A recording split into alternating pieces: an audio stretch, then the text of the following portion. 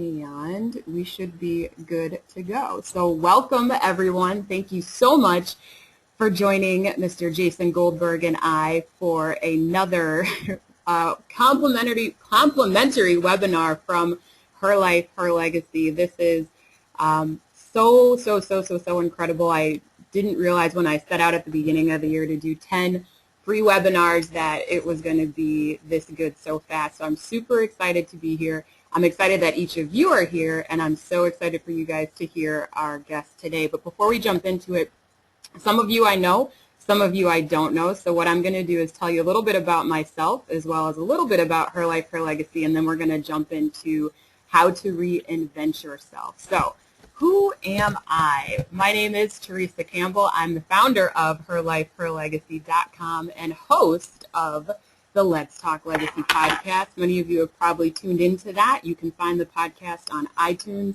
And the purpose of Her Life, Her Legacy, as well as the podcast, is really to inspire women and men. We know there's some guys on the line and lads of legacy, as I like to call them, to inspire you to live your passion, live passionately, live on purpose, and ultimately live your legacy. So a little bit about me.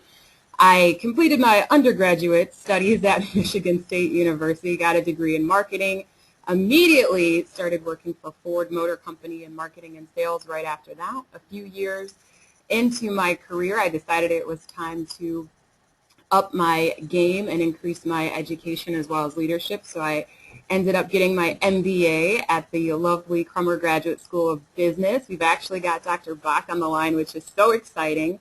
And shortly after that, I got married to that handsome young man in the right-hand corner, and then we created, or not created, but we added an addition to our family with Luke in the bottom left-hand corner, and he typically, sometimes he likes to participate in the podcast, so we'll see if he wants to participate in the webinar tonight. But that's a little bit about me.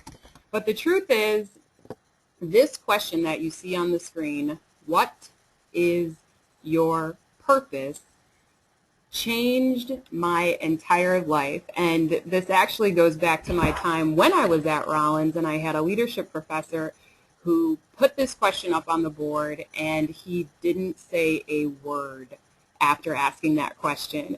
And this question alone changed my entire life because it forced me to really get clear about what it was that I was put on this earth to do. And after a lot of soul searching, I discovered at the end of that class that my purpose was to inspire others to chase their potential and live an extraordinary life. So as you can imagine, the very next thing that I did was became this author, speaker, and coach with this podcast and doing different workshops and seminars across Orlando and writing a book. That's exactly how it went down. Actually, that is a lie. I love this picture of Tom Cruise in the movie Jerry Maguire because he actually had a breakdown. And I always call this my Jerry Maguire moment, where I was actually living this path that really wasn't my path, and I was out of integrity with who I am and what I'm about, and I ended up having my Jerry Maguire moment. If you have ever had a Jerry Maguire moment, or somebody's ever asked you a question that stopped you in your tracks and really forced you to evaluate who you are and what it is that you're doing, just type in the chat box so I know that you're still with me. I have. All right, with you, I have, Ed has, I have. All right, so everybody, a lot of people, it seems like, have had this experience. And again, if you want to throw your initials on there or your name when you make your comments, that's cool. Thank you for being with me. But the truth is, what I ended up having to do is what we're talking about tonight. So I couldn't get to being the author, the speaker, and the coach without reinventing myself. And unfortunately, at the time, I couldn't have picked up the phone and called this guy who's going to talk to us tonight. Bet you didn't know I was going to do that, Jason. But here's the deal. Like, I did not know Jason. I didn't even meet Jason. I didn't even know he went to the same school that I did until long after I had went down this journey of actually getting clear on who I am and what I want, really understanding exactly who I am on the inside, my values, my virtues, my strengths. I joined a mastermind alliance. I started getting coaching. And it wasn't until I went through the very difficult but worth it work to get to the point where I was able to write a book, where I was able to start speaking at conferences, and where I was able to create a podcast. None of that reinvention would have happened without doing the work. And I know Jason's going to talk a little bit, actually a lot, about what that work is. But before I turn it over to Jason, I want to talk to you a little bit about my work and what this is all about when we talk about legacy, right? So when we talk about legacy, most people often think about, well, actually, why don't I ask you really quickly? We've got a couple minutes, so we're running a little bit of ahead of schedule. When you think of someone who has left a legacy, who do you typically think of? Just write a name in the chat box.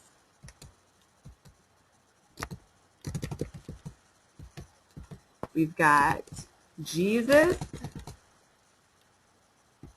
Who else? If someone has left a legacy, John F. Kennedy, Martin Luther King, exactly, Mother Teresa, Abraham Lincoln, Vince Lombardi. Okay, awesome. So when we think of the word legacy, and this happens every time, somebody always names one of these two people or three people: Mahatma Gandhi, Mother Teresa, or Martin Luther King Jr. And what happens is, or what I found is, we don't typically give ourselves access to this concept of living our legacy. We always think of legacy as something that we are going to leave after we are gone. But I believe that legacy is not about when we are dead. Legacy is about when we are alive, okay? And we have an opportunity to leave a legacy in every moment of every single day. And this gets down to the very, very, very basic moments of each and every day. So you are leaving a legacy when you are in line at the grocery store. So how you treat that clerk who's checking you out is part of your legacy. How you treat your boss that maybe you don't get along with, how you respond, like how you're showing up in the world moment to moment each and every day makes up a part of your legacy. And my belief is that if each of us actually were conscious of the legacy that we wanted to leave, we would show up and live with intention each and every day. And that's what this is about. So when we think about the legacy that we want to leave as well as live, that, like I said, just brings a total amount of awareness to the work that we're doing, as well as it helps us to get clear about what it is that we really want. Because when we start with the end, we can start moving in the direction of whatever it is that we want. So in this case, many of you are on this webinar because you want to reinvent yourself. You want to achieve something. It could be a promotion. It could be starting a business. It could be writing that book. It could be launching that website. Whatever it is, you have to ask yourself the question, whatever the goal is, and some of you know what the next question is, but who must I become in order to live my legacy today so I can leave it tomorrow? Who must you become, right? And that's where I'm going to get ready to turn it over to tonight's guest speaker, Jason Goldberg, Mr. JG. He is incredible. And before I give him the controls, I want to just tell you a little bit about Jason. So here we go. What does an award-winning entrepreneur, former rapper who opened for the Wu-Tang Clan, and previously 332-pound man have in common? Any guesses? They're all the same guy. Jason J.G. Goldberg is the founder of MEometry, and guess what? He doesn't have a template job description. So for anyone committed to, not just interested in, reinventing themselves to create an epic life, okay? Not just a mediocre, but an epic life, he shows up fully and serves exactly how and when his clients need him in life-changing, as well as his friends, in a life-changing and epic way. So he does this by helping them conquer their fears, plan their escape, and create something epic. I love that word. And through deep mind-shifting, action-based coaching, and uber creative strategy sessions, Jason helps develop entrepreneurial prosperity for powerful and passionate people who dream big, which is each and every single one of you who are on this webinar tonight. Jason, are you ready to talk reinvention? I am so ready.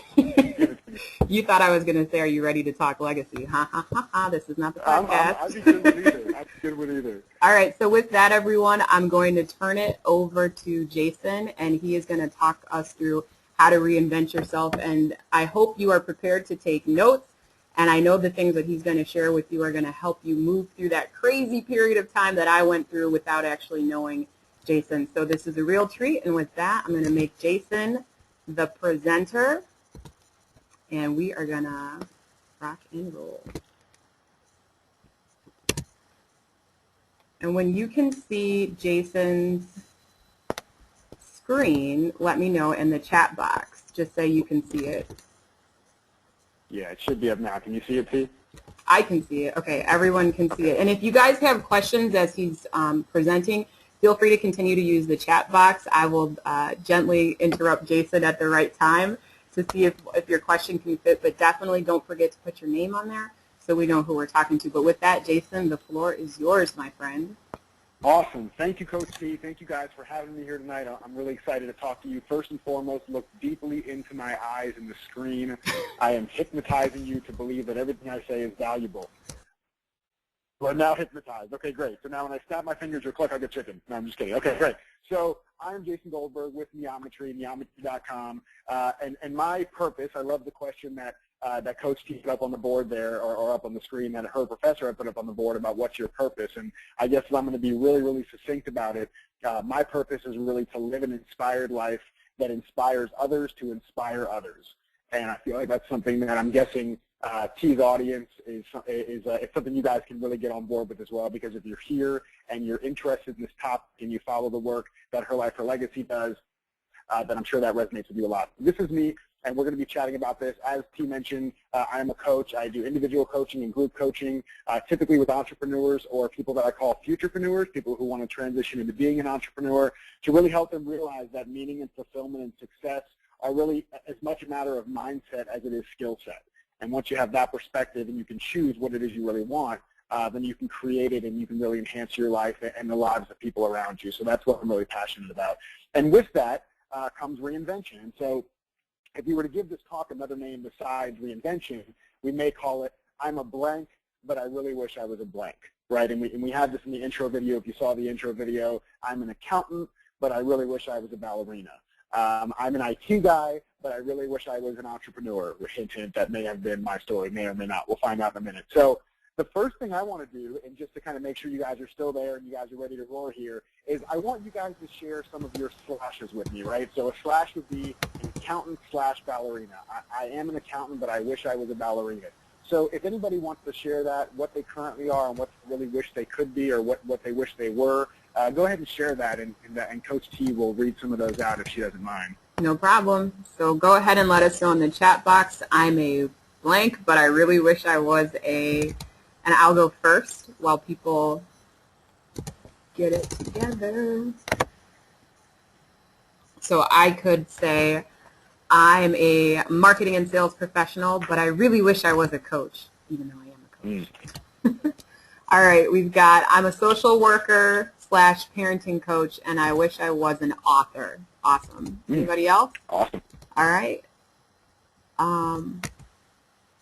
Oh, we've got a recommendation. Jason, please stay consistently in proximity of the microphone. Oh, okay. Well, thank you very much. I appreciate that. Thank you. All right. I get a little jumpy when I get excited. Me too. Anybody else have anything they want to share? I'm a blank, but I really wish I was a, or maybe you were something, but now you are something, so you maybe went through a reinvention. If you don't mind, we'll take one more minute to see if anyone else wants to share. All right. I'm a soccer coach, and I also really wish to be a team wellness coach. That's awesome. Awesome. So cool. So you guys get it. You guys get that the fact that, just because you are something or some kind of title doesn't mean that's all you ever have to be. And there's more that you can do with your life, and we're going to talk about that. So although it may be a little late in the game to say this, what do these three people have in common? Madonna, Neil Patrick Harris, and Robert Downey Jr. Anybody? This is like super brownie points if you get this right. Coach T, let me know if anybody puts in any answers there for what they all have in common. It should be really easy. Actors, ? Famous. That's a couple. That's a couple good ones. That is true. Anybody else? Singers. Okay, close. Robert Downey Jr. Jr. I don't know if I want to hear him sing, but yeah, that's close. So I'll go ahead and tell you. The thing they all have in common is that they have all, at one point or another, reinvented themselves. Oh. And so you'll do that with people like Madonna and Doogie Howser and Robert Downey Jr. And actually, there's a picture missing there of Madonna, but that's actually my favorite phase of Madonna. That's when Madonna went into her Kabbalah phase and had a British accent all of a sudden, which is always fun.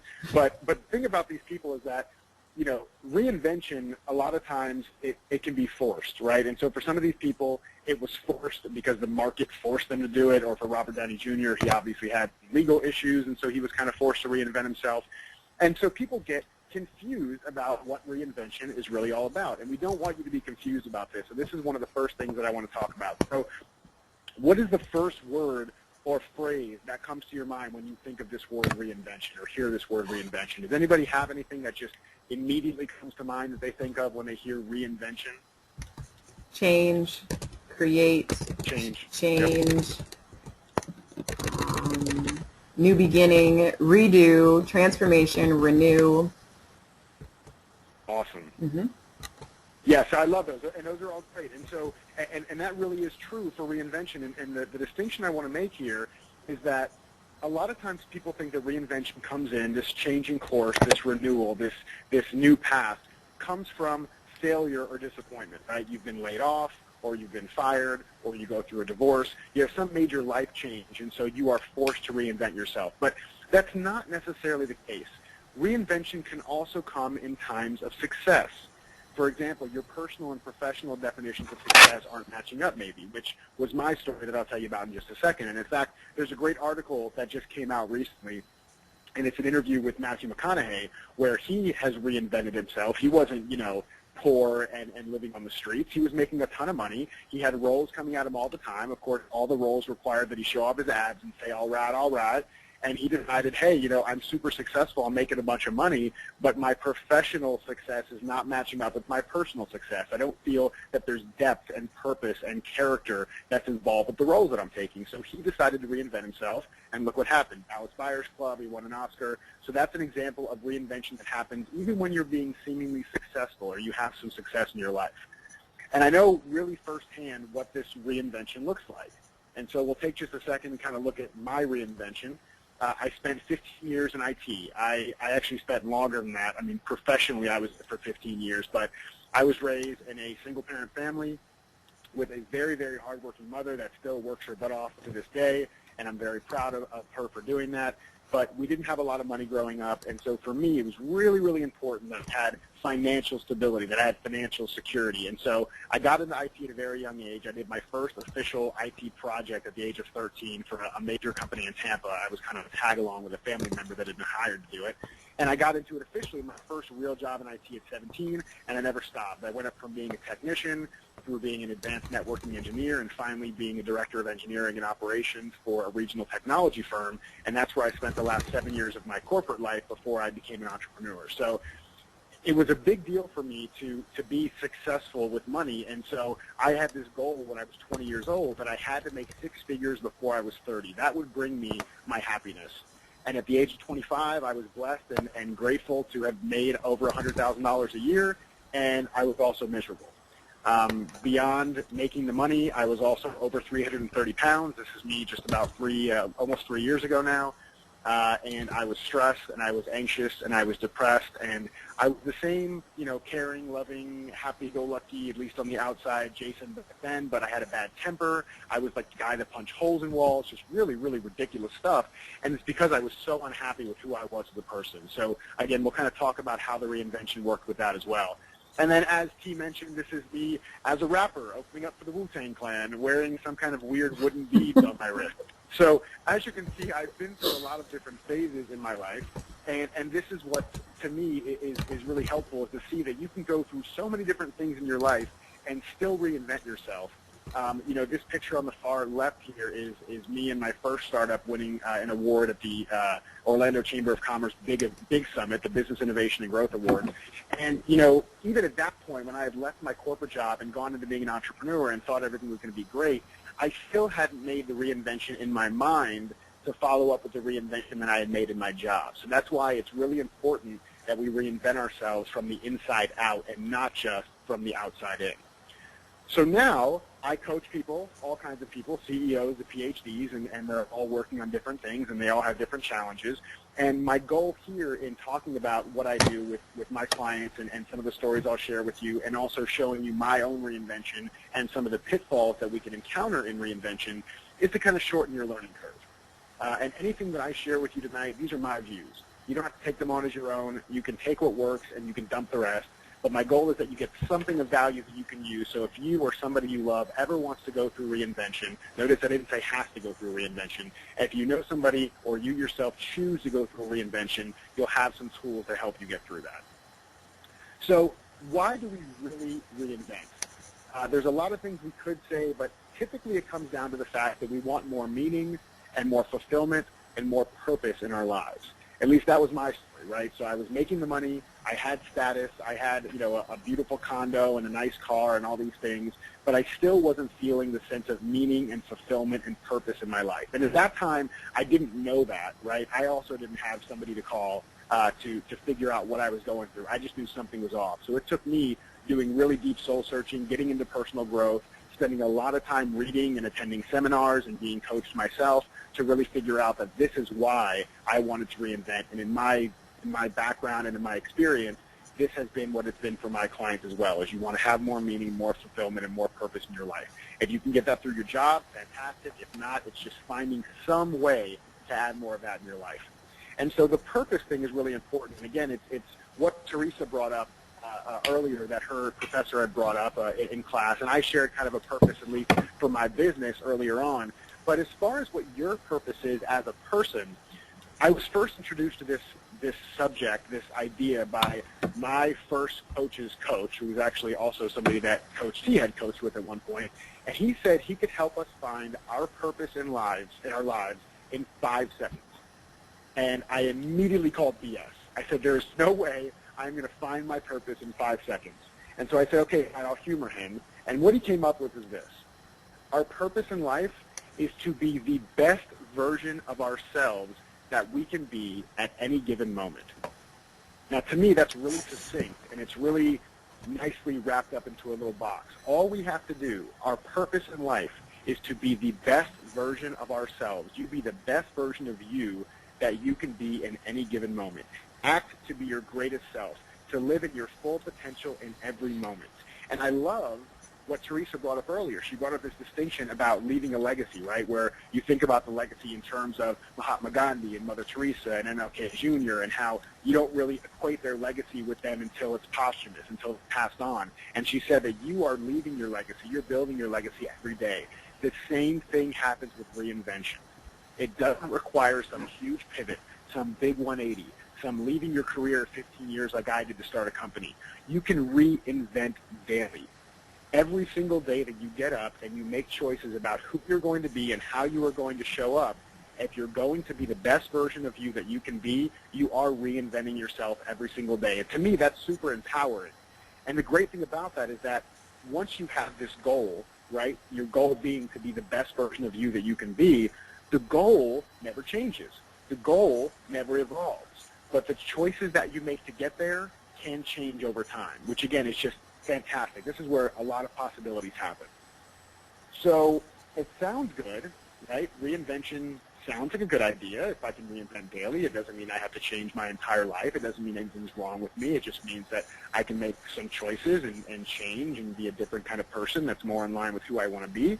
So it sounds great. So I guess the big question to ask is, what are we really afraid of? Because when I talk to people about reinvention and they talk about wanting to reinvent themselves, it's very rarely something that's met with or brought along with energy and excitement. A lot of times it seems to come with stress and with tension, especially when it's a big reinvention, like changing careers after a long period of time at a certain job. So there's two main pitfalls that I found, or two main things that I feel like most people are afraid of. And at least if it's not true for anybody else, it sure as heck was true for me. And so I'll share at least what I went through. So the number one thing that we're afraid of that I found is not obese comedic actors or actresses. It is the loss of identity. okay? And that's a picture from the movie Identity Thief, which is hilarious if you haven't seen it. So I think there's like 7 people that have seen it, but you should see it. It's really funny. I'm one of the 7. Good job. Thank you very much. So you and I equated for like a third of the box office draw. That's fantastic. So pitfall number 1 is a loss of identity, and this one is huge because we're always so worried about what does it say about us if we spent the last X years in a career or in a certain company or with a certain job title, and now we're not going to have that anymore. And I had this. I mean, this was me to a T. The number 1, no pun intended with Coach T, this was me to a T because I spent 15 years in IT, and I was identified as Jason the IT guy, and Jason that was making 6 figures, and Jason that had this status. And so if you take that away from me or I leave it behind myself, who am I? I spent all these years building up this career, and now I'm going to leave it behind? I'm going to start over from scratch? What does that mean about me? What does it say about me to others? What does it say about me to myself and my self-worth? But here's the thing that I recognize. We are not defined by our titles. We never were. We're so much more than what our titles are on a business card. There's nothing fascinating inherently about any job title that we've ever had in our entire lives. What's fascinating is who we are as people. And so the reason I say this about not being tied to your title is that I think there's a fantastic grammar lesson, and this was my 3rd grade English teacher. And no, I'm just kidding, it wasn't. That would be horrible, and it would haunt my dreams. But the thing that I want to share with everybody regarding identity, right, since the number 1 pitfall is your fear of a loss of identity, is to stop living your identity as a noun and to start living your identity as a verb. So what do I mean by that? Even if you're in your dream career, let's say you've made the switch, the slash, you're no longer an accountant, now you're a ballerina, you still should not identify yourself with being a ballerina. Because anytime you're living in the noun, not the now, living in the noun, and you are Jason the IT guy, or Jason the director of engineering, or Jason the entrepreneur, or Jason the coach, and any one of those nouns is taken away from you, you fall back into that trap of, what am I worth? Who am I really? So instead of living in the noun, live as your identity is a verb. Okay, so for me, my identity in the form of a verb is I serve others. I create value. I'm continuously learning and growing. And the wonderful thing about that is that that doesn't change regardless of my role. No matter what I'm doing for a job, if my identity is tied to the verbs, the actions that I take, serving others, creating value, learning and growing, then I can have all kinds of possibilities to make that happen. So a quick example, let's say you love kids, right? If you love kids, you could say, well, then I need to be a school teacher. And now you're in the noun. But if you live in the verb, I love kids, I want to nurture kids, I want to work with kids, I want to improve children's lives, you could be a school teacher, you could work in a daycare, you could be a nurse in a kid's hospital, you could be a parent. There are so many different roles that open up to you if you know that your core identity lies in the verb, in the action of what it is you want to create and how you want to live, something that's aligned with your strengths, with your core values, the things that are important to you, the things that energize you and pump you up, and that is never, ever, ever, ever, ever, ever, ever tied to a job title. Never, ever, ever, ever, ever tied to a job title. I want to drive that home because to me, that was one of the most debilitating things I went through, was leaving that IT career behind and thinking, who am I now? So this is a really, really important lesson that I want everybody to take very, very seriously, but also very playfully. So here is something that came up earlier today already in Coach T's introduction, and I know that Jordan even talked about it before, and it's something that I'm glad has been repeated over and over because it's so important. And the question is, who do you need to be to create your next chapter, to go through a reinvention, to get what it is that you want, or to create what it is that you want, which is a better way to say it. And the important thing here that I like to make a distinction about is that this doesn't matter who you've been. I don't care, and you shouldn't care who you've been. The question is not who were you. The question is who do you need to be. We're not living in the past. We want to live in the future. We want to create a future for ourselves from the future because we cannot create a future for ourselves from the past. That's how we get paralyzed and we're not able to move forward. And I was coaching this guy recently. This guy is this guy's friggin' brilliant. He's an MBA, and he's a PhD, and he has all these huge, huge dreams, which, of course, pump me up because I like to work with people who dream big. He adopted a child from China, and so he wants to change legislation so that the adoption process is easier. And, I mean, he just has really just huge, huge dreams, and I loved hearing from him. And he said, listen, just tell me what I need to do. Give me the steps that I need to take on a consistent basis. That's fine. I'll make it a habit. I'll make it a routine, whatever I have to do. Just tell me what I have to do to make the money I need to make to enact the change I want to enact. And I told him, you're asking the wrong question. And he didn't get it. This is a very smart, very analytical guy. He comes from a technology background, like I said, extremely smart, makes me feel really dumb every time he opens his mouth. But he was asking the wrong question. The question was, who do you need to be? And he didn't get it. And I told him, I said, listen, if I tell you the 5 steps right now that you need to do in order to accomplish exactly what you want, it's not going to happen because you're not being the person you need to be to carry that out. He still didn't get it. I said, how about this? If it was so easy to be in perfect shape, you go to a trainer, they tell you what to eat, and they tell you how to work out, and then you go do it on your own. It should be super easy. Then everybody would have a six-pack and, chiseled cheekbones and be beautifully perfect in every sense of the word physically and walk around like Adonises all day. But that's not what happens. Because if you tell somebody how to do something, but they're not being who they need to be at a being level, not a doing level, they're not going to be successful.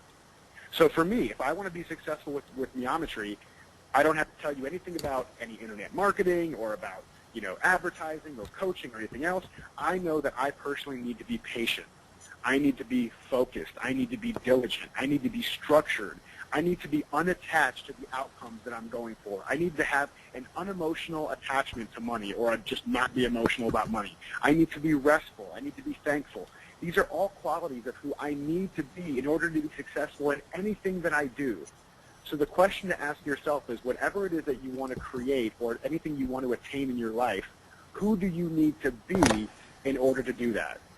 So I'd love to take a quick break, and I'd love everybody that's on the line to just write one quality of who they think they need to be in order to truly live an epic life. Just one quality of what you think you need to be. And if it's hard to think of that, think of somebody that you look up to that has accomplished the things that you would like to accomplish, and what's the characteristic about them? What are they doing? Who are they being that you need to adopt to be able to be successful?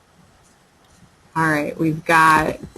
I love that. So someone's pretty excited about this. Someone said authentic, have confidence. I need to be proactive, on time, and structured. We've also got thankful, confidence. Whoa, now they're going fast. Confidence and motivated, happy.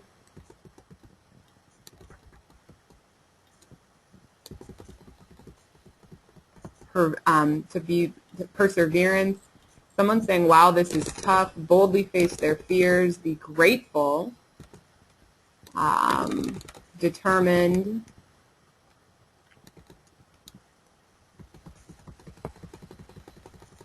Yeah, and to the person that said it's tough, it is tough. Because we've been told our entire lives that we need to figure out what to do. What action are you going to take? And believe me, I love action. And to be focused. Sorry, I didn't know. No, that's another great one. No, and that's great. And people always want to know what to do. And that's why it's hard, because it's a real big perspective shift, that it's not about what you need to do, it's who you need to be. So sit with that and think of that. And I literally have a written out list I was reading off my written out list of who I need to be in order to be successful. And I would suggest that all of you do that. In fact, I would challenge you to sit down and do that. And I think if you make that list, it can go a long way with anything that you're trying to create in your lives. So once you figure out who you need to be, right, you've gone through this exercise, you know who you need to be, and let's say, for example, part of the reinvention, because a lot of the reinvention, at least the ones I work with, it's around job change, career change, industry change, starting a business, yada, yada, yada. And the thing I tell everybody is to fall in like with your job. If you hate your job, don't go into your work hating your job.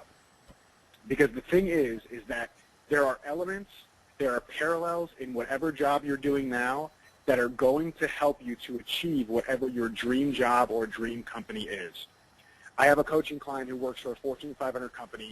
She desperately wants to get out. She walks in there every day completely hating her life, and instead she wants to be a writer, a content writer for marketing organizations where she would write copy and articles and all these things. And she started doing it, and she's kind of in that in-between space, and it's kind of her side hustle right now, and she's making some money at it. But especially because she's seeing some success, she walks into that job and immediately transforms into somebody that absolutely hates the environment she's in. And so I told her, I said, listen, it is imperative that you fall in like with your job, and here are the reasons why. Number one, like I mentioned, there are elements and there are parallels that are going to help you in your next job. But the other reason is because no matter what job you think is out there that is your dream job, I'm telling you now, there are ups and downs to every job, even if it's your dream job. I love MEometry, and there are parts of it that I can't stand. But I'll tell you this, if you don't like what you're doing in your job now and you actually hate your job, that mentality, that perspective, that approach is going to carry itself over into the next job. Hey, Jason, come a little bit closer to the mic. We got you're fading in and out request. That's okay. Can you hear me now? Yep, I can hear you okay, but I think if you just got a little closer. Okay, cool. Yeah, no problem. So it's really important to fall in like with your job, because that kind of mentality does carry over. Anytime you have a job at all, there's always going to be parts of it you don't love, right? Like for me, I'm not a big fan of invoicing. I don't like sending agreements to people that have to be reviewed and signed, and I don't like sending, PayPal requests for money. I just want to get in there and do the work and have fun. But I have to fall in like with that job, because I understand that in order to do that, or in order to do what I love doing, there are parts of the business that I have to do as well. So the sooner you can kind of be playful and be less serious and fall in like with those elements of your job, the better positioned you're going to be for whatever the next chapter is in your life. And I talk to people about this whole thing about the elements of parallels between your jobs, and they say, well, listen, that doesn't apply to me because I've only ever worked at Starbucks and I want to be an entrepreneur. And I said, awesome, that's fantastic. And I'm a huge Starbucks fan, which is weird. I actually don't like the coffee that much, but just something about the environment. I'll drink the burnt coffee just because I like to hang out there. But if you look at somebody, I hope nobody on the line works for Starbucks, or if you do, I apologize. But the great thing about this is that if you work at Starbucks, you have to be great with people. I mean, that's why I keep going back, is because of the smiling faces and because of the personalities. You have to create this culture with your employees and your coworkers that they'll want to come back and work and serve the organization. You have to create this amazingly consistent customer experience. These are all things that no matter whether you work at Starbucks or you work in a startup as an entrepreneur, it's extremely important to have. So you may have to get kind of curious to find what those parallels are, but I guarantee the parallels are there, and they will serve you well when you go into the next chapter of your career or opening a company. I had somebody else that I spoke to that said, listen, I really want to be an IT manager. They were an IT tech at one point, and they said, I really want to be an IT manager, but I really haven't had any management experience. We talked through it, and they said, well, I've coached Little League, but I don't really see how that applies. Well, hey, Jason. In IT, yeah. Sorry to interrupt your flow. Listen, can you if you guys can hear Jason, just type in the chat box that you can hear him, because we had. Yeah, I got the mic right next to my face. Okay. Yes, I can hear him. I can hear. Okay, good. Cool. Someone can hear him fine, but keeps hearing typing in the background. That might be me scrolling through the chat box, so I'll try to keep it down. Sorry about that. Come on, Coach T. Listen, I'm not typing. So, I'm just. Go ahead. Sorry. I heard something that sounded like typing too. I wasn't sure what it was. So this guy was an IT tech, and he wanted to be an IT manager, and he had only ever really coached Little League. That was the only kind of experience he had in doing some kind of coaching or of managing. And when we talk about it, you think about Little League and you think about managing an IT department. There are some unruly people on both sides. There are people that need to be motivated, and if you're trying to motivate IT people, usually pizza and soda works pretty well, and the same thing with Little League kids. And you have to set a direction, and you have to set goals, whether it's winning the game or hitting some strategic initiatives or completing projects on time in an IT department. You have to help them stay motivated and committed and have a good attitude. And so these are all things that, again, even from Little League to being the manager or leader of an IT department, there are very clear parallels if you can get a little creative to find them.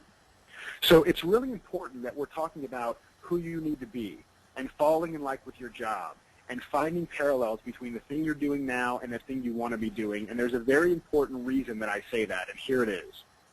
The fact is that the way we do anything is the way we do everything. So that's why I say it's so important to get really consistent, be who you need to be, show up absolutely fully, and that's going to carry over into your career or your business.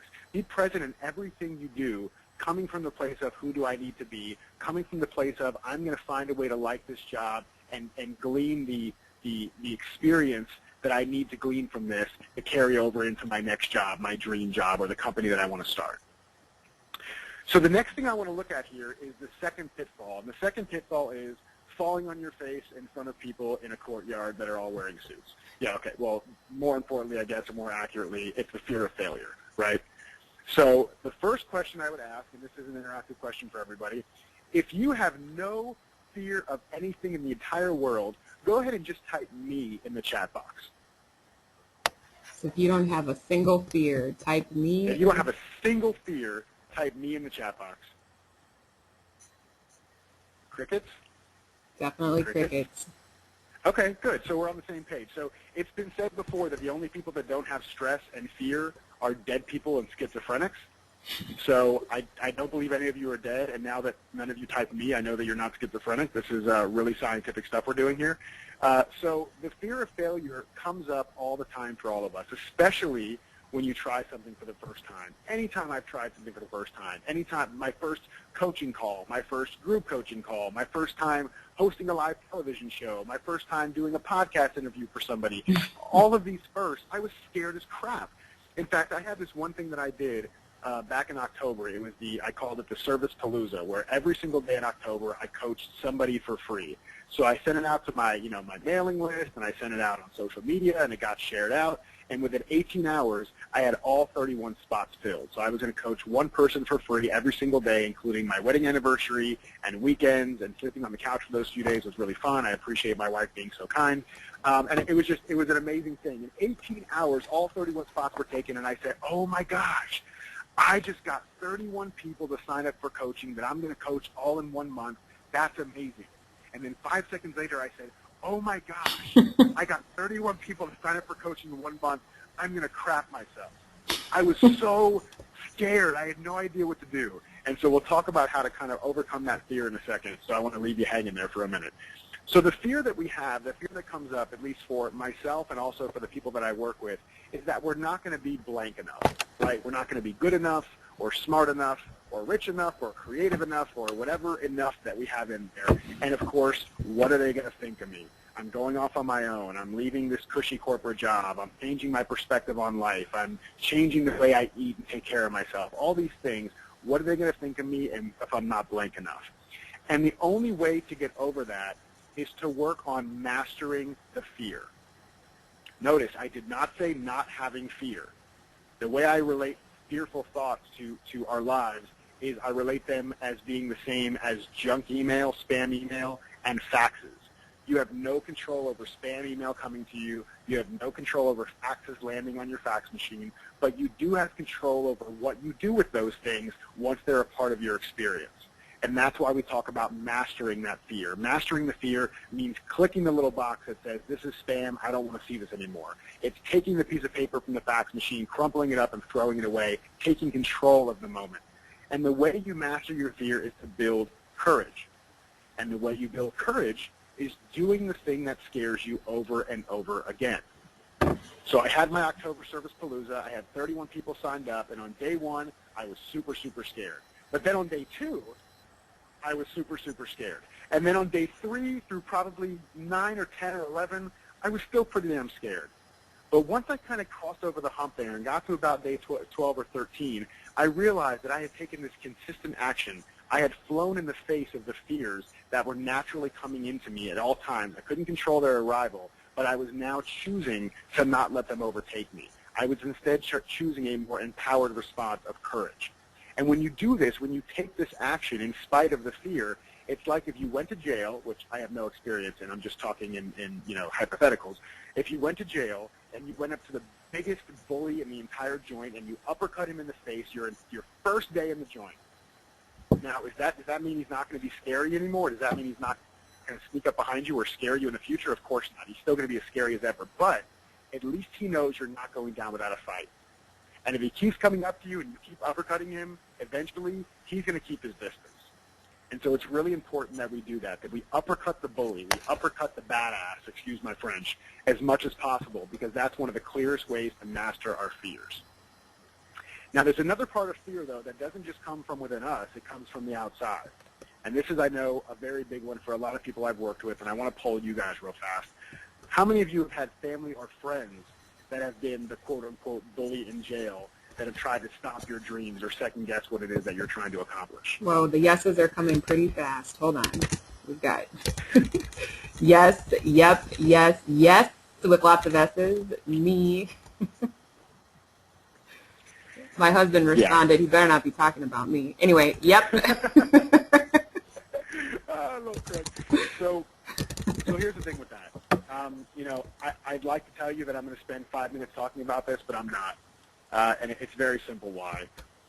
When people that care about you, or at least it's espoused, it implies that they care about you, they're typically trying to do, or they are doing, one of two things. They're either trying to protect or project. If they're trying to protect, they're the mom who's saying, no, honey, come here, lay in my bosom. I'm going to make sure you're okay. I don't want you to get hurt. I don't want you to be disappointed. I don't want things not to work out the way that you want them to work out. I get it. The next part is they project. They say either, well, I never had the guts or the courage to master that fear and go after what I want, so you probably couldn't do it either. Or they're projecting the fact that they know they can't do it onto you and saying there's no way that you can do it. So the families and friends who love you, they're either trying to protect or project, and here's the answer: it doesn't freaking matter.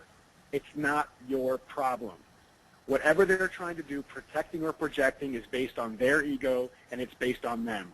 But what you have control over is not allowing it to influence your brain, your mind, your thoughts. You do not need anybody else's approval to follow your dreams, to go after what you're passionate about. And for some reason, we've been taught this entire time in our lives, and I think it really happens early on in school, when you come home from school and your parents say, how was school, and how did you do today in school, and you said, great. When you did well in school, it's because you were obedient and you were compliant. You didn't ruffle feathers. You didn't turn over desks. You didn't second-guess the teacher. You did what was expected of you. You stayed in line. You stayed inside the lines, and that's what meant you did a good job. So now we feel like we need that approval. We need people to be okay with the choices we're making in order to make those choices a reality. But the fact of the matter is you do not need anybody else's approval. And I could go into a whole sidebar about that, and that probably encompasses 50% of my coaching. But it's extremely important to recognize that you do not need anybody else's approval. They can have all their opinions they want, and it does not matter in your life. Like I said, I'd like to spend a lot more time on that, but we don't need to, because that is the fact of the matter. So on top of that, and in line with that, there's a woman named Bronnie Ware. I'm not sure if you guys have heard of her before. She's a nurse that worked with patients who were, really on their way out. They were very sick, and they were getting ready to pass and do their own reinvention of sorts. And she did some work with them and found out that the number one regret of the dying, and this is something that, I thought it was going to be, I wish I spent more time with my kids, or I wish I had, gone on more trips around the world, or, something really specific like that. What Bronnie Ware found out when she spoke to all these people was that their number one regret was that they wished they had the courage to live a life true to themselves, not the life others expected of them. That just blows me away. Their number one regret was that they had not had the courage to live a life true to themselves, and instead they had lived the life that others expected of them. We've got some smiley faces and a O deep. Yeah, that is hashtag deep. That is, to me, that's just super, super, super deep. So, Dr. Wayne, sorry, I'm reading some comments. No, Dr. Wayne Dyer says, don't die with your music still inside you. Love that. I love that. We have these, unique gifts and unique talents, and we've stifled them for entirely too long. And it doesn't have to be your job. It doesn't have to. You don't have to take this huge leap if you don't want to, if you're not really called to do that. But you have to find a way to exercise what it is that's inside you. And you're going to have this fear in your head, but the fear is a voice in your head that doesn't exist. It's the annoying little brother, or the mean girl at the party, or the dirt stirrer at work that is, playing the game where they put their finger right next to your face and they say, I'm not touching you, I'm not touching you, I'm not touching you. It's just this annoying little voice that actually doesn't mean anything in what you're doing in life. And you have this resistance. When the fear comes in, you get this resistance to do and to be and to create what it is that you truly care about. And instead, you end up going for the shoulds. Well, I shouldn't do this. I should do this. I should go get this job. I should have this stability. I should do what my parents or my friends or my family or my boyfriend or my girlfriend says. And you know what they say, when you do nothing but the shoulds, you end up shoulding all over yourself. So do not should all over yourself by following them.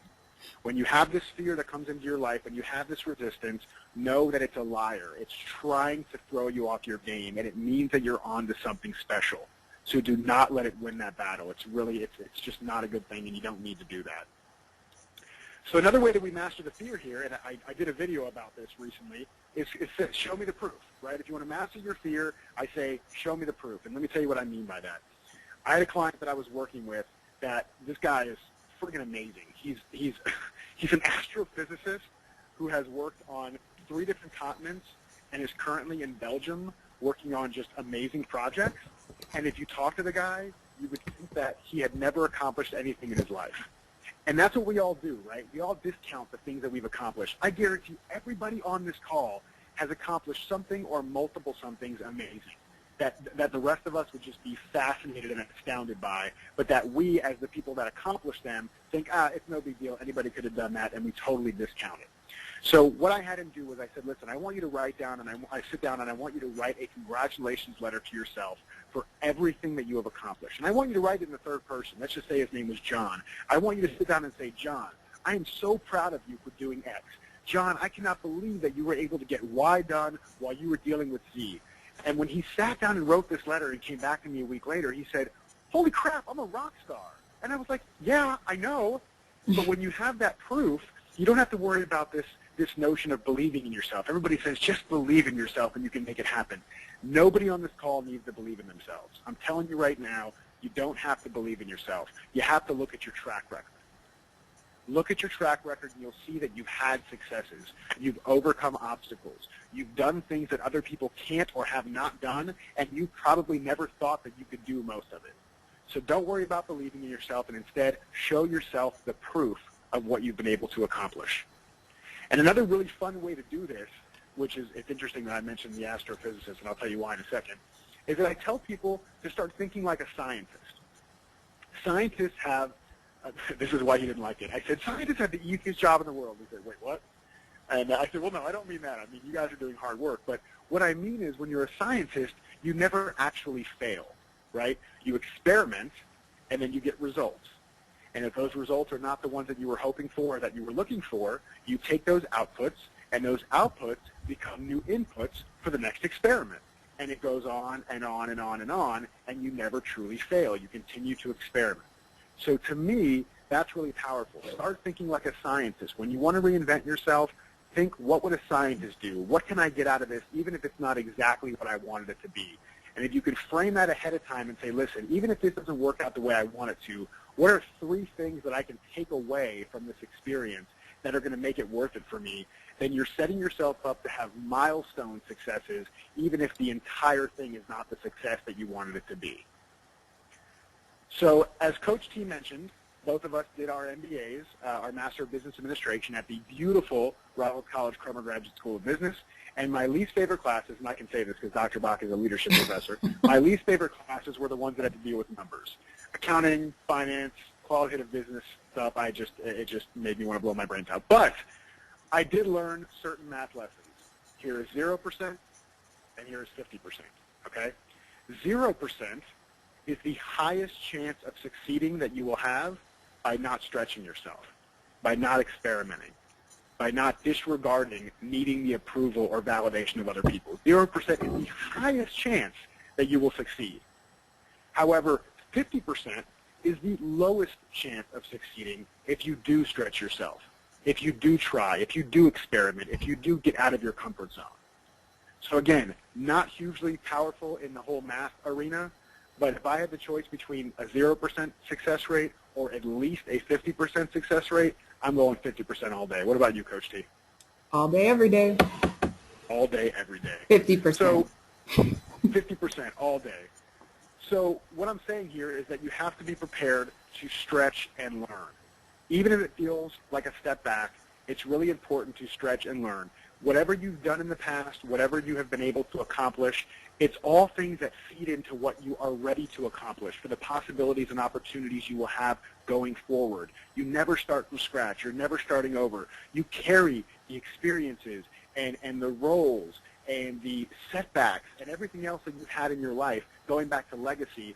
This is all a part of your legacy. It's all a part of what you're building now, in the moment, being the best person you can be, and it requires you to stretch and learn in the process. And if nothing else, have fun. I mean, anybody who knows me, Coach T I know knows this, Dr. Bach knows this, I'm about fun. I'm about enthusiasm. If something feels like it's not fun, find a way to make it fun. Because life is too dang short to be going through it super serious and hating everything you're doing. If you want to reinvent yourself, especially from the inside out, the first thing to do is find ways to have more fun, find ways to be more playful. And I want to leave you guys with a quick story, and it's one of my favorite stories. There is a family that has twin boys.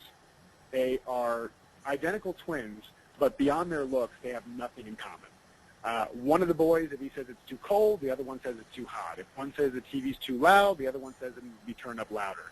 One is an eternal optimist, and the other one is a complete doom and gloom pessimist. So one year, just as a little experiment, the father decided, hey, you know what, I'm going to do a little test. He put every game and toy and anything you could imagine in the pessimist room, and then he gave a huge pile of horse manure and put that in the optimist kid's room. So that night, the father goes around to their rooms. He goes to the pessimist room first, and he sees his son, the pessimist, sitting amongst all these games and toys, and he's crying his eyes out. And the father said, why are you so upset? And the pessimist kid says, because I'm going to have to read all the directions, and I'm going to need batteries for all this stuff, and then my friends are all going to get jealous. My life is so horrible. The father just shook his head and said, I don't know what to do with this one.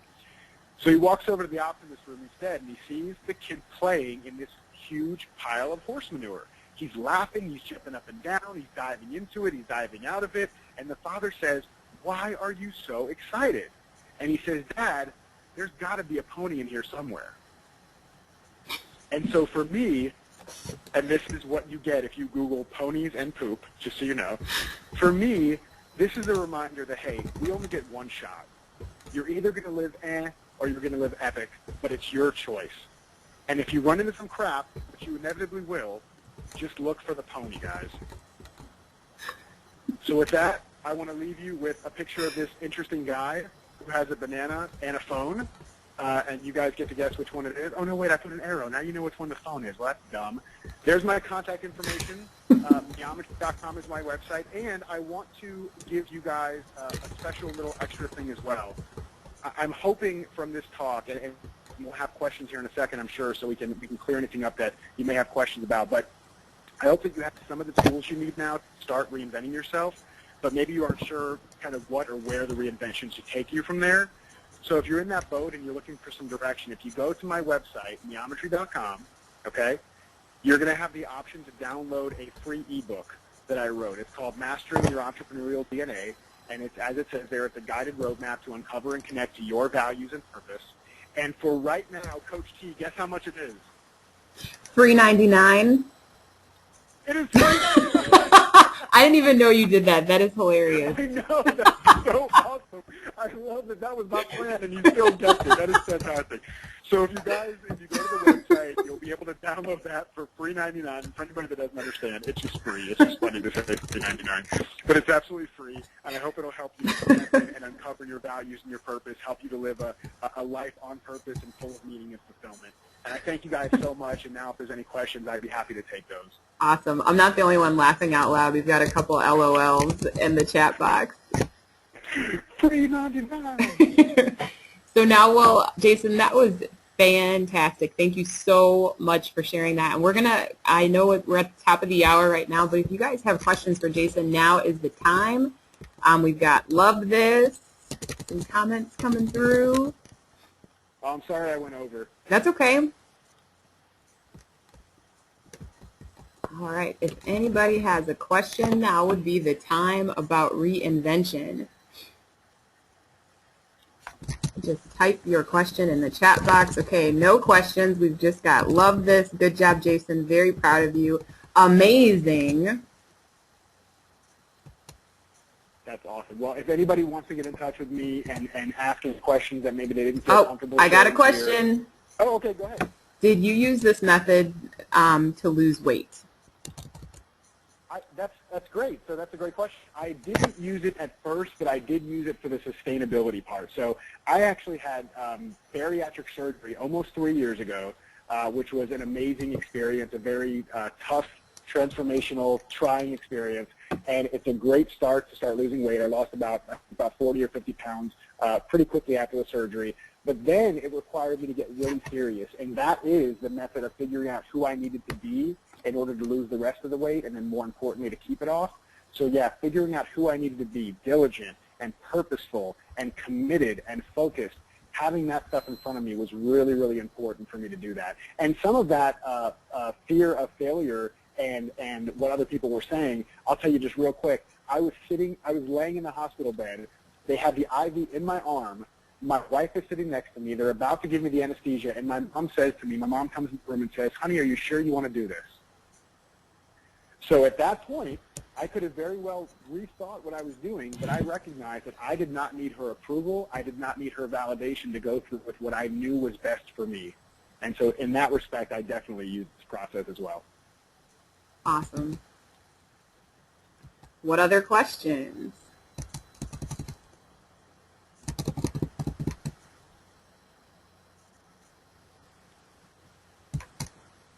Looking for any other. A lot of people are also concerned. One of the questions I get a lot, I don't know if this will spark anything for anybody else, is that they feel like it's one of those things where everything has to work or nothing works. Mm-hmm. So they're worried that when they go and try something, if everything doesn't work exactly according to plan, then it's a complete failure. And I think it's really important to realize that it's not black and white. There's a gray area, and I know at least one person on this call knows how I feel about that. And it's, for me, it's instead of living in the black and white, I'll live in the way of what would gray Jason do. And I realize that if I don't live in those extremes and instead I kind of look at the middle, then it's a little less daunting to try stuff. It doesn't have to work out perfectly for it to be a success. Mm-hmm. How did you get into rapping? The rapping always comes up. It's so funny. I come from a family of a lot of performers. I mean, we were singing as kids, in the living rooms and everything. I really got into hip-hop music. I was really good with words in general. I consider myself a fairly good writer, and that served me well in coming up with kind of clever rap lyrics. And the ability to be on stage. I was in drama as an elementary school kid and going up through school. So that was another way for me to kind of entertain and be on stage. And I've carried that forward. There's a parallel for you from what we were talking about, where I saw the parallel in rapping was that I liked connecting with people and performing from the stage and coming up with original content. And that's exactly the same thing I'm doing now, just in a different capacity for a different group of people and with less questionable beads on my wrist and clothing. Kim wants you to know that she did not ask that question. Who wanted me to know that? Kim. Thank you very much. What other questions are out there before we got some laugh out loud? All right, we've got, okay, this looks a little bit longer. Hold on. I think it's important to tell the backstory of any reinvention story. Examples like dramatic weight loss, the miracle cured or whatever, the super successful business that was started on a shoestring with no business experience, etc. That way people have a more realistic view of the hard work that is entailed in any successful venture. That is absolutely right. Yeah. Jason, if you don't mind, here's like a little fun exercise. I was one of the members of the Her Life, Her Legacy community said that she was catching up on some of my podcasts, and she was like, and I went back and I listened to your very first podcast, and I was like,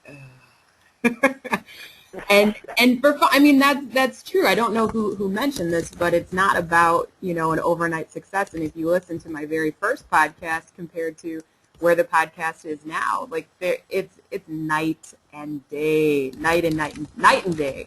Even these webinars, like I know we still had some technical difficulties with everybody being our friend tonight, which is awesome. But you have to take the step, and you have to experiment, like Jason said, and not take yourself so seriously. And you just need to do it. And the more you do it, because I know a bunch of people, when they were listing out the things that a component of who they needed to become in order to live out their ideal, a lot of people said confidence. And I know some of you have heard this before, but confidence really comes from competence, right? You actually get out there and do something, and that's how you build confidence. You actually have to do it. So I think Jason's example of his reinventions is spot on, and it can't be easy. Like all the stuff that he went through, yes, he's playful, and yes, he's really funny and telling you the story, but the truth behind it is, you know, it was probably a lot of hard work, and we kind of glaze over the whole 2-3 years between where we were then and where we are now. But I mean, that's where the good stuff is. So someone wants to know, where do we find your podcast? Episode number 1. I was going to say I deleted it, but I didn't. It's on iTunes. The Let's Talk Legacy with Teresa Campbell. Who was your first guest?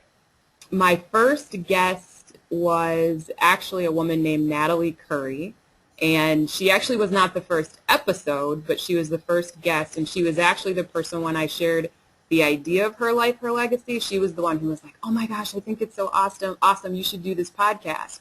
And I said, so you want to be my first guest? I had no idea how to put together a podcast. I knew it was something that I wanted to do, but you just have to figure it out. And for those of you who know me, I'm very project-based, and that's how I do a lot of my coaching, like very, very specific, like we're going to dance hard for 30 days and that's it. Like we have a project, we get in, we get out, we get done. But that's where you can find the podcast on iTunes. So Natalie Curry, she was the first one to say yes. And I don't know if you were trying to segue into next month's topic, Jason, but... No, I don't know what next month's topic is. Oh, okay. All right, hold on. We've got one more question or a comment. Lots of great stuff. Thanks so much for the fabulous content, Coach T and JG. Gray Julia is struggling with letting go of all or nothing in a few areas of life. Do you suggest prioritizing an area or being who I need to be across the board to get results in all areas? It feels daunting to have to become who I need to be in love, in life, in business, in health, in parenthood, etc. So being who you need to be also involves making your priorities a priority. And all those things can't be your priority, right? So if being who you need to be in this moment, and it can change from moment to moment, if being who you need to be in this moment means there's a focus on your health or on self-love or on self-compassion or whatever it is, then you need to be who you need to be in that moment to make that priority your priority, if that makes sense. Mm-hmm. Can I add to that? Yeah, please. One of the things that we talked about on the very first, they're saying it makes sense, makes sense, makes sense. The cool part about picking a priority or picking a goal and focusing on it and becoming who you need to become to achieve that goal is a lot of times whatever that goal is becomes a push goal. And if you think about a set of dominoes, that one goal that's going to move you the closest to whatever it is that's going to make the biggest difference, and Jordan last month talked about what's that 20% that's going to cause 80% of the difference, right? That 20% where you focus at that small project, when you focus on that and you prioritize that, that's going to push you into the next goal, into the next goal, into the next goal, and it's going to have a domino effect.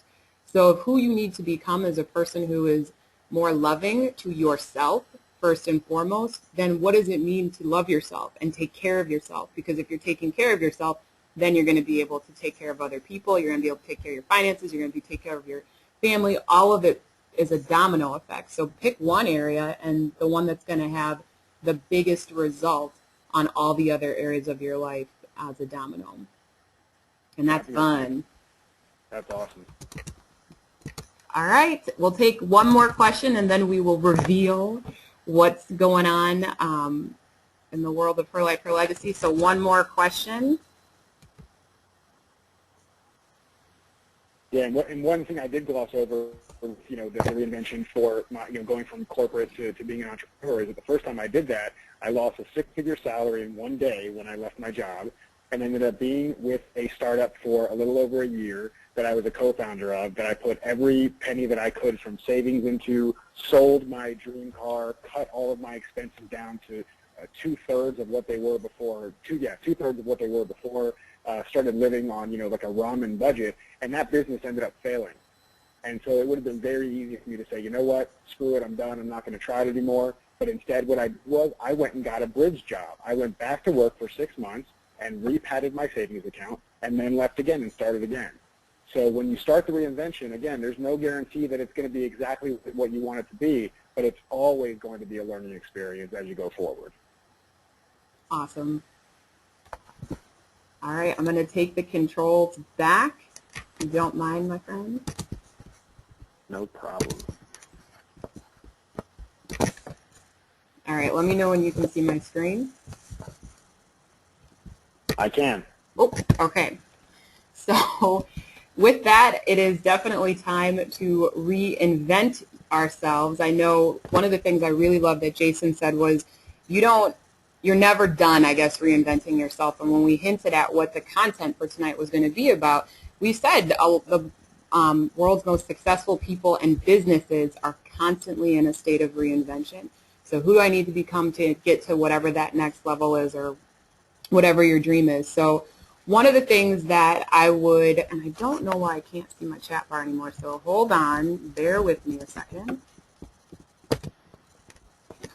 For some reason I lost the panel, so I'm going to fly through this pretty quickly.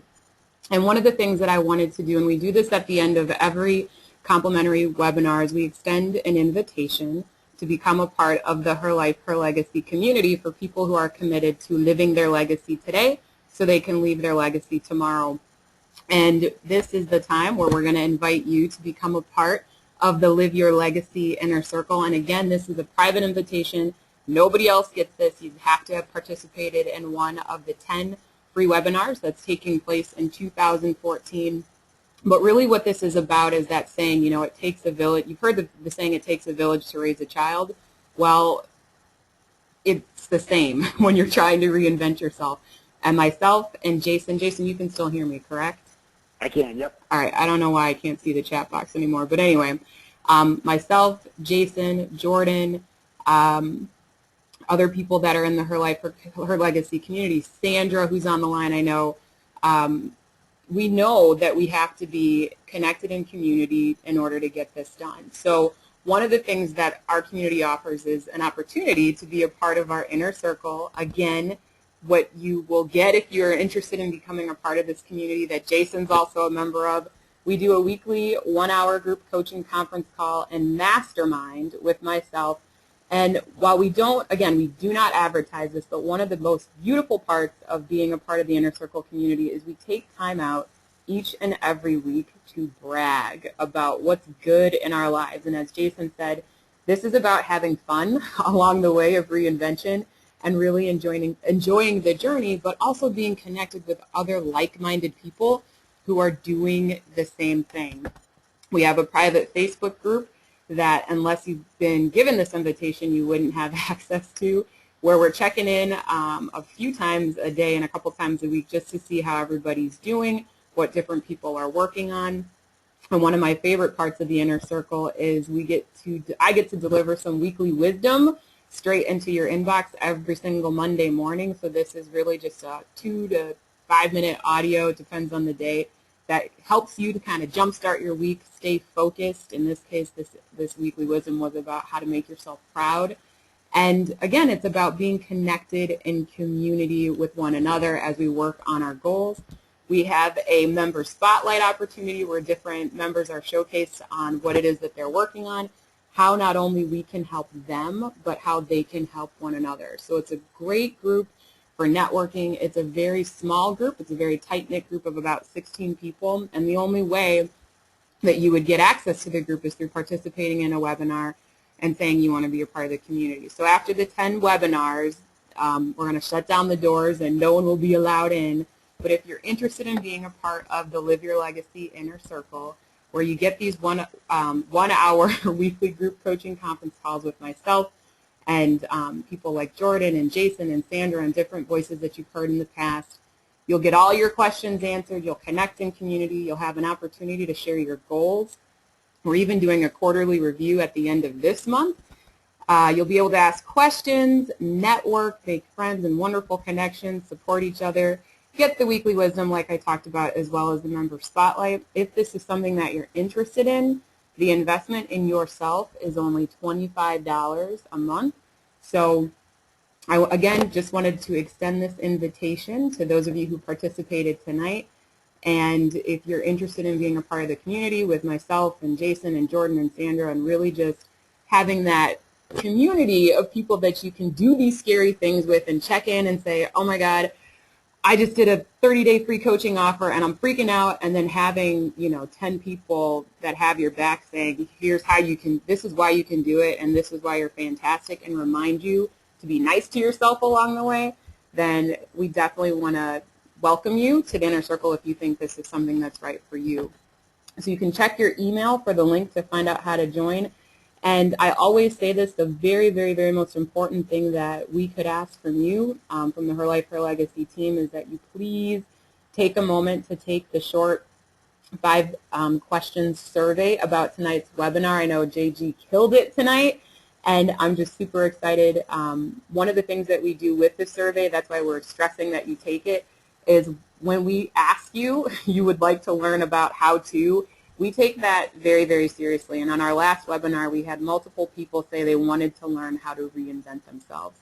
And that's how you got the webinar tonight. So please take the survey. And if, as a wonderful reminder, we always kind of joke about this, but you are the average of the 5 people you spend the most time with. So think about that for a little bit. And that's kind of how we're going to leave you with this invitation to the Inner Circle. So next month, again, we're doing 10 complimentary webinars in 2014. It's always the first Monday of every month. So we are looking at Monday, April 7th at 8 o'clock Eastern, 7 o'clock Central. We are going to be, again, based off of your feedback, talking about networking. So how to make those connections online as well as offline, and how to actually leverage them to do some of these scary things Jason was talking about and to become the person that you need to be. So part of it is who do you need to become, but you also need a dream team, and you also need to learn how to connect with people that might scare you or you might be afraid to connect with. So we're going to be diving deep into that next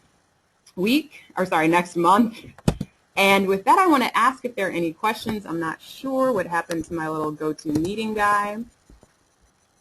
But does anybody have any questions?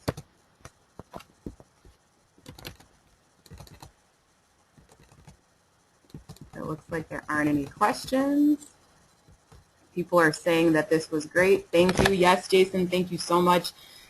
This was awesome, awesome, awesome. I love when the Live Your Legacy Inner Circle family members step up and say they want to teach, they want to serve. Yes, JG is a rock star. You guys are fantastic. And if there aren't any questions, we appreciate you being here for these last 18 minutes. Jason says he loves you. Thank you guys so much. Love you guys. And with that, go to MEometry.com, get your free ebook. It's waiting for you. And please, please, please, please, please take the survey. And with that, we hope you guys have a wonderful evening. And as I always say to close out anything that we're doing, please remember that your life is your message, and how you live will determine your legacy. Have a great night. Oh, Craig said he already got the book. Good job. Good night, you guys.